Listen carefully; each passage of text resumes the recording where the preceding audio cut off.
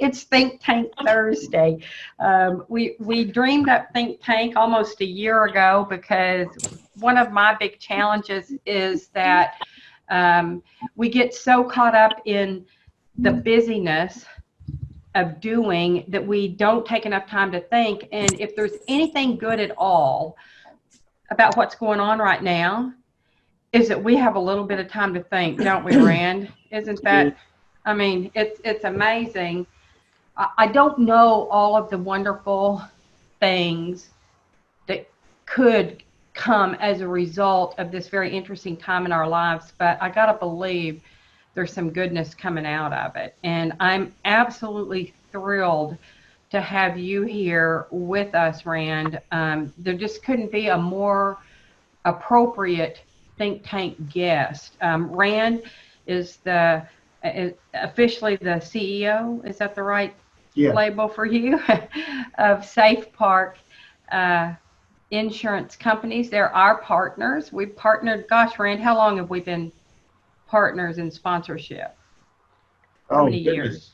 Several years. It's been a number of years, and you've been a wonderful partner. You've always brought terrific customers and clients to our conferences, and we value what you do. You all hold our business insurance policy. We have a great deal of trust and faith in you, and it's important, I think, that we talk about insurance today. How long have you been, just give us a little background, Rand, about how you got here in this space, how long you've been doing this. I got here by clicking on the link you sent me. Sort of, yeah. Okay, I meant a little more broad than that. No, been in the business for 29 years. We have a general agency, and we specialize in amusements here in Roanoke, Virginia. And just like to talk a little bit today about some things that are weighing heavy on people's minds, and maybe give just a little bit more insight from an insurance perspective of maybe either confirming what you already know or sharing or filling in the blanks of things you may not know, and then some new developments that have happened this week that I think would be helpful to the entertainment community.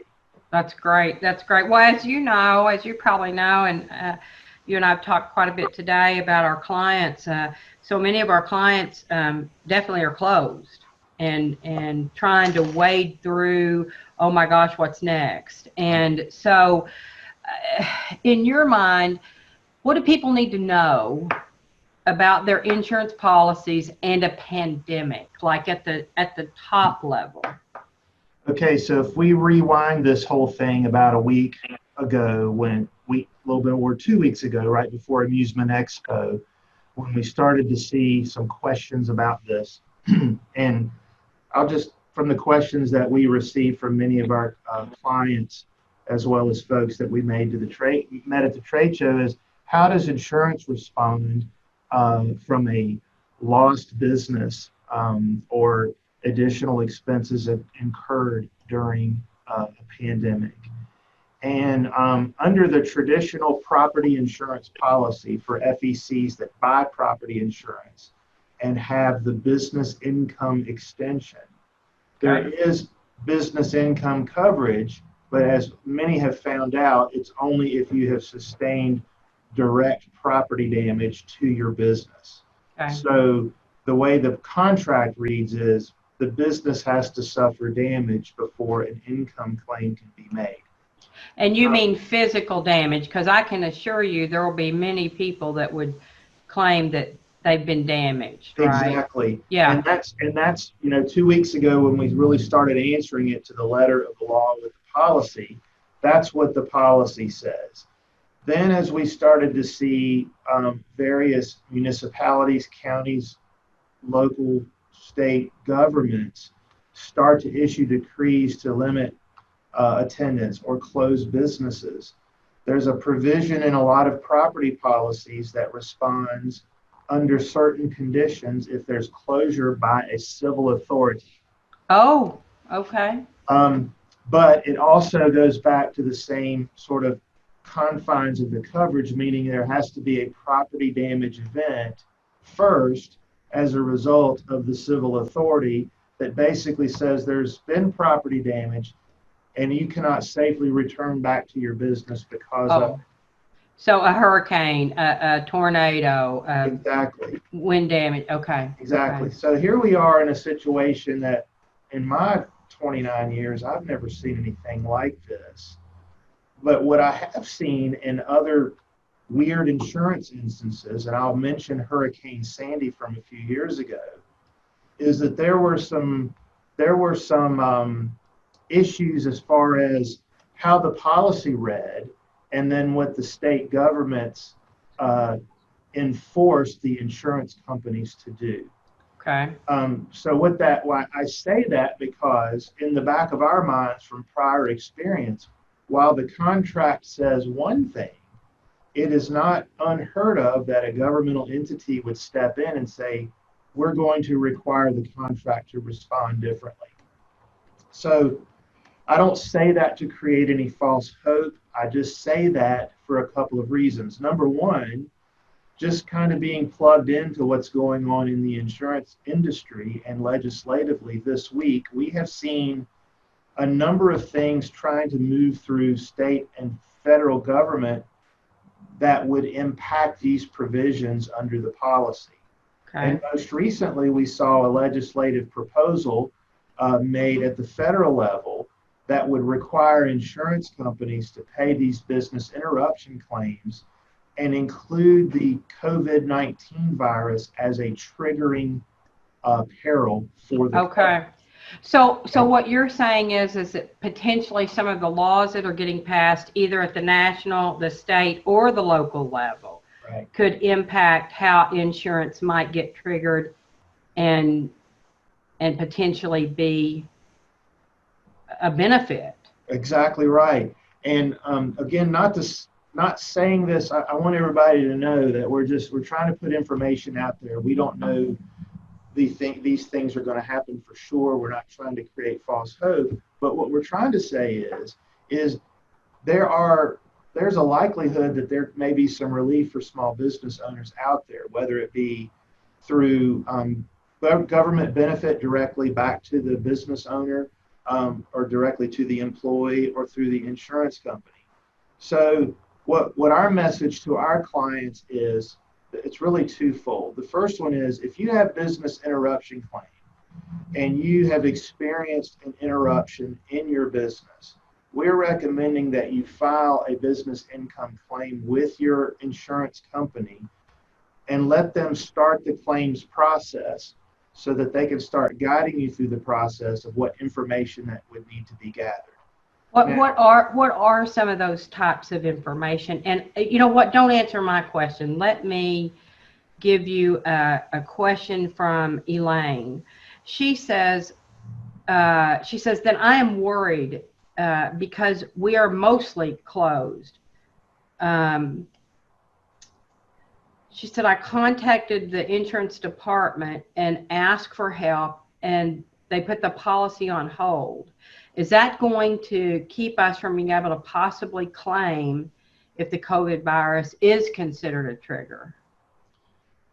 Well, typically, if the coverage was in place at the time of the declared loss, and there should be coverage during that time. I'd have to research specifically what Elaine's referencing.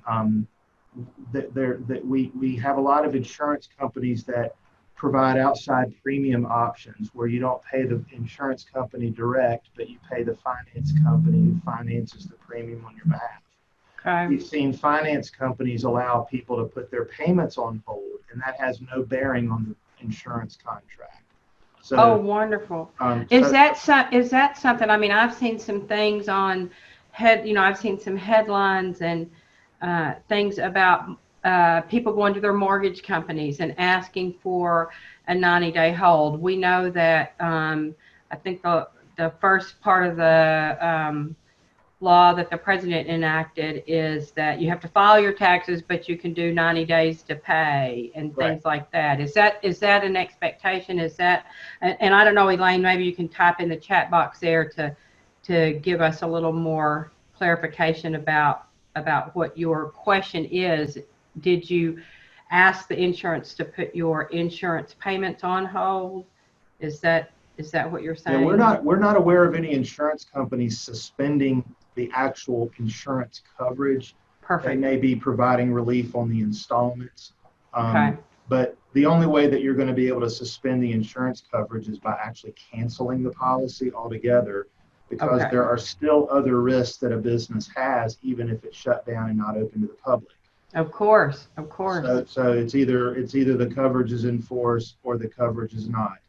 Okay. Now, I'm looking at Elaine's comment, and she's referencing the finance company. And so we have an agreement with one of our finance companies that's independent of the insurance company. Okay, so Elaine has not had to compromise her insurance at all. So to answer her question, all she's done is received grace from the finance company without having to stop the insurance. Great. So if the COVID virus ends up being a trigger for the coverage, and the coverage is made available, yes, She'll be covered. Your policy's not been put on hold to prevent you from making that claim. Now, That's great. Again, I want to make sure everyone understands.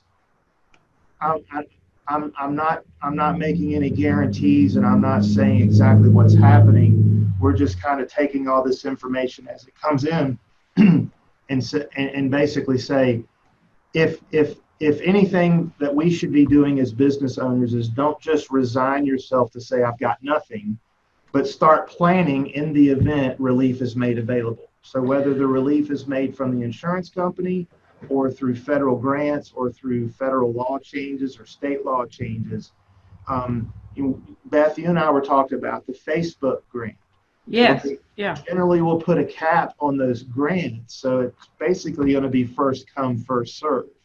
So the business owners that are prepared and ready to make their claim if there's a benefit made available will be in the best position to make those claims versus a business that isn't prepared. What kinds of things, when we're trying to get prepared then, Rand, what kinds of things do we need to be available, and how difficult, or like I can get real overwhelmed with the minutia of I saw the SBA had a $10,000 grant that small business could apply for and things like that, because that's what I'd like, is things I wouldn't have to pay back. So there's a couple things that businesses can do to prepare themselves. The first thing is, if you've been in business for the last couple of years, it would be a good idea to have your historical data for your monthly sales history by month for the last couple of years. Just so that whether it's the insurance company or the federal government, if that relief is made available, they're going to want some sort of proof of what you historically have made during this time period. The next thing that they're going to want is they're going to want accurate year-end business financial statements, both your income and your balance sheets. They're going to want to know that stuff, because again, they're going to put these claims to the test of what you historically make. And then the last thing I would say the last thing, but one other thing that you can think about making available is, what was your expected income to be during this time? And I think you have to keep the recording set on, for the lack of a better word, because we don't know how long our businesses are going to be shut down. So if we start keeping those records now, we want to keep those on a weekly basis. What is our lost revenue? What is our historical sales during this time period? What were we expected to make? What are expenses that we have to continue? That's another thing. Obviously, most people, their biggest expense is going to be their debt obligations or their leases. Those are the things that, if they've not been able to work that out with their lenders or their landlord, they're going to keep record of this, so that if there is successful claim made under the insurance policy or through a federal grant, they'll have those records available.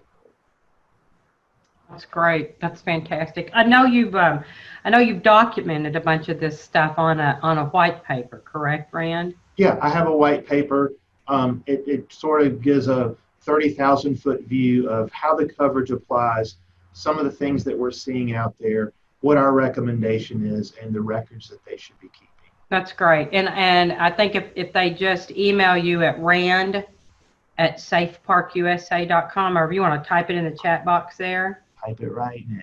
There you go. That's great. Listen, what do I do about my insurance premiums while the business is shut down? That's the second biggest question that we're getting right now. So on the property and liability side, we've not been given any indication by any insurance company at this point that any sort of relief is going to be made. Okay. It's still fairly early in this process, and they've not made any commitments. So you need to pay your insurance if at all possible. And the insurance company's position is there's other risks that affect your business even when it's closed. So it's either they're going to provide coverage or they're not. Right. Now, workers' compensation, the workers' compensation that you buy for your employees, it's payroll based. And a lot of fund centers have their payroll set up either through a payroll provider or they'll work directly with a workers' comp company to do what they call pay as you go. So they only pay their premium as they report payroll for that time period. So you should receive immediate relief if you're under some sort of arrangement like that, because you're really only paying premiums based on what your payroll is during the time of downturn. And if it's nothing, it shouldn't be anything at all. Oh, and if you paid it for the year, will there be a deduction the next time around? Or at the end of the year, most insurance companies do a policy audit for your payroll. Right. And if your payroll is less, you'll receive that credit at that time. Okay. Great. That's great to know. Credit at that time. What else do we need to know, Rand? What else do we need to know to get ready to face this? What if we're closed 2 weeks or 2 months? Like, what are the things to consider there? Well, that's quite a loaded question there. Need to call you back. Well, really, from an insurance standpoint, and one of the questions I received the other day is, well, let's say that there's civil unrest because of this pandemic, and due to that civil unrest, people start breaking windows or looting businesses and the like. Well, if you have property insurance for your business and it includes some sort of vandalism or riot provision, which most policies do, that's probably another reason why you would want to keep your property insurance in force. Yeah. So you would have coverage for those events. Man, that's a really good way to think of things, because 2 weeks, the 15 days thing, I don't think that's civil unrest inspiring, but I don't know about 2 months.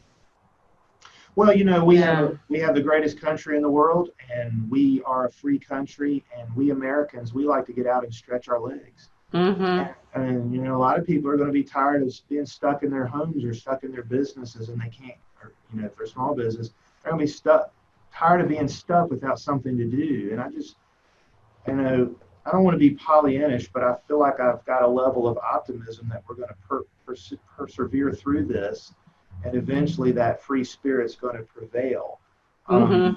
The concern that I have is, with the, when we get to that point where we start to emerge from that, we're going to need our government to get out of the way and lift some of these restrictions so we can get back to normal.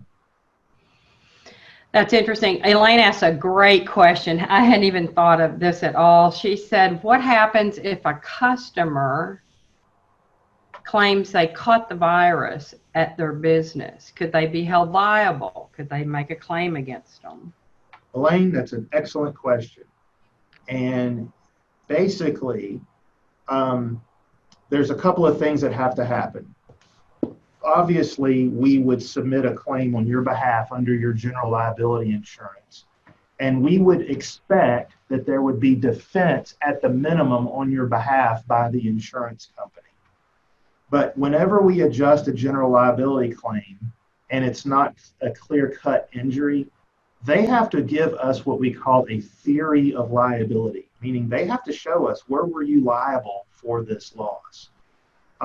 It's a question I've had several people ask. I think it's a good question, but it's going to be very, very difficult for them to prove that you were the catalyst of this disease.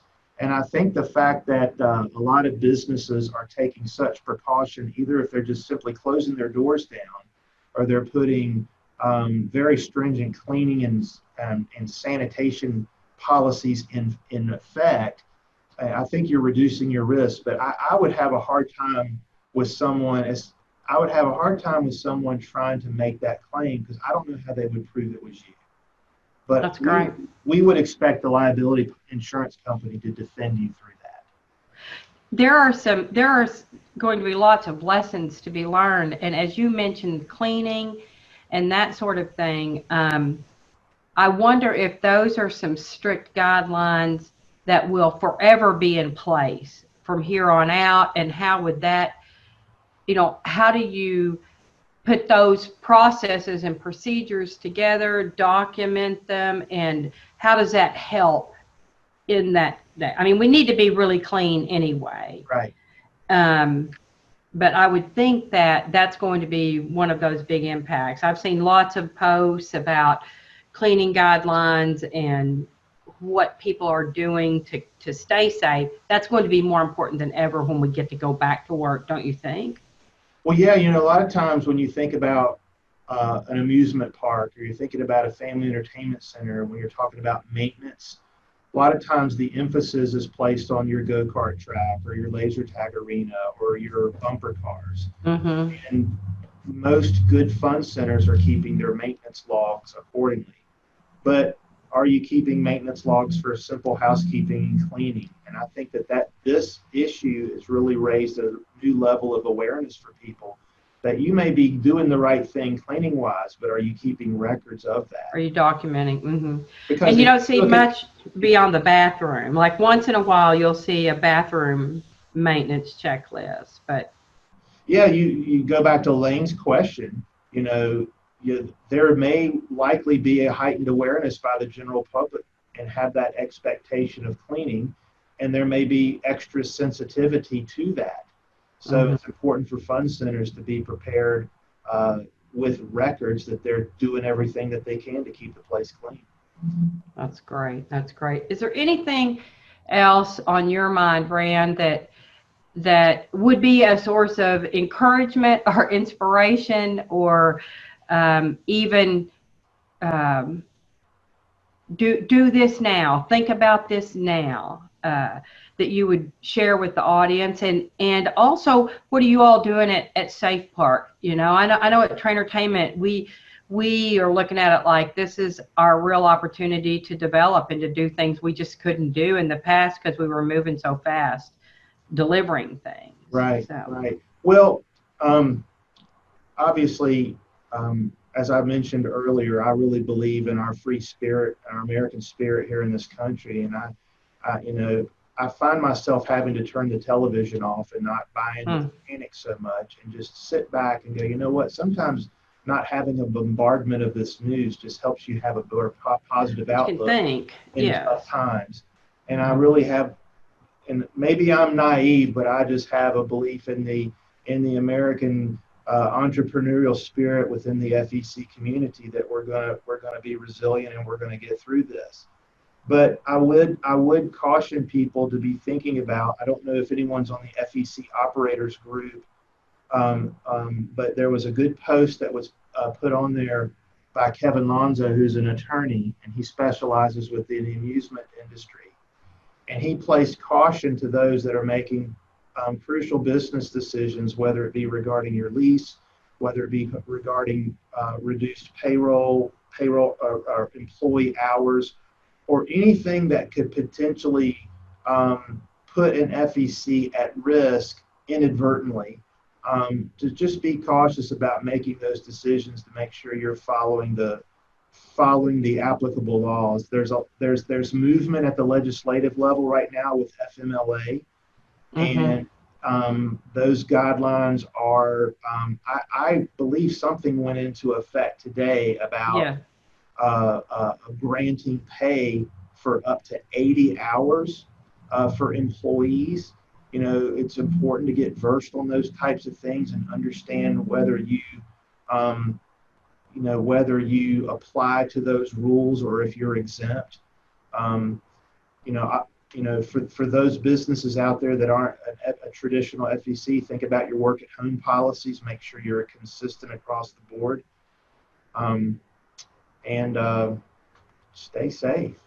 Absolutely. Well, I'll put it out there. Is there anybody else that's got a question? And while we're waiting to see if that will come in, I will tell you that everybody that comes on Think Tank Thursday, we ask everybody the same general question near the end of our time together. At Traintertainment, we're all about growth. And what a crazy time to be talking about growth. But I think we have to do what we got to do right now to take care of right now. But I would encourage folks to be looking to the future. And so on a daily or a weekly basis, Rand, I want to know what you do for yourself to help you or to help others grow. Well, probably won't like to answer for myself because it involves golf balls and a golf club. Oh, that's good. You do your best thinking, right? Out on it. That's great. That's great. You know, I kind of get some of that in the bathtub, to be honest. But no, I think one of the most important things of a business owner leader within the organization is just to spread optimism and be optimistic and check on your employees and let them know that you care about them. And that's meaningful for employees. It's meaningful on a level that many of us don't understand. Mm-hmm.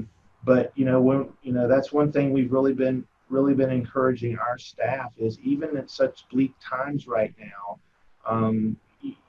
people want to hear a positive voice. Not to be Pollyannish. It's just people respond better. They don't want to be constantly bombarded with gloom or doom. They want and they want to know the people that are in charge or the people that are leading the charge optimistically. Right. That's what we were talking about earlier today. That fear kind of compresses and jams up the creativity of what could be, and that if we could just fight through that and have faith rather than fear. We can get creative. We can use that American ingenuity. My gosh, my husband and I just went through the Chick-fil-A line. They had 3 lines. I never had seen a Chick-fil-A with 3 drive-throughs, and they had people positioned all out there and taking your orders. And so there must have been no less than 30 or 40 cars going through this Chick-fil-A. I have no idea how hard those people must have been working inside. I bet it didn't take us 10 minutes. I've sat in a drive-through a lot longer than that. It was crazy. So it's scary, I guess, and there are things we're going to learn. There are things we're going to change and do different. So anyway.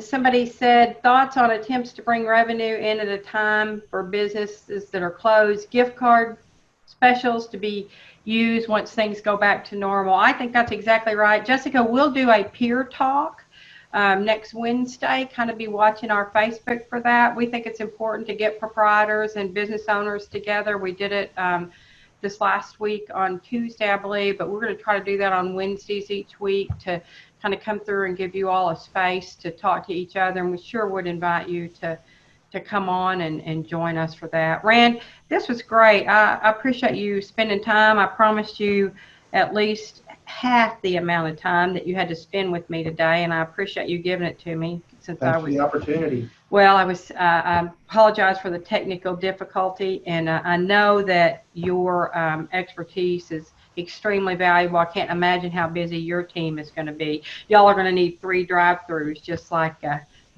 Chick-fil-A there. So, all right. Thank you. Thank you. All right.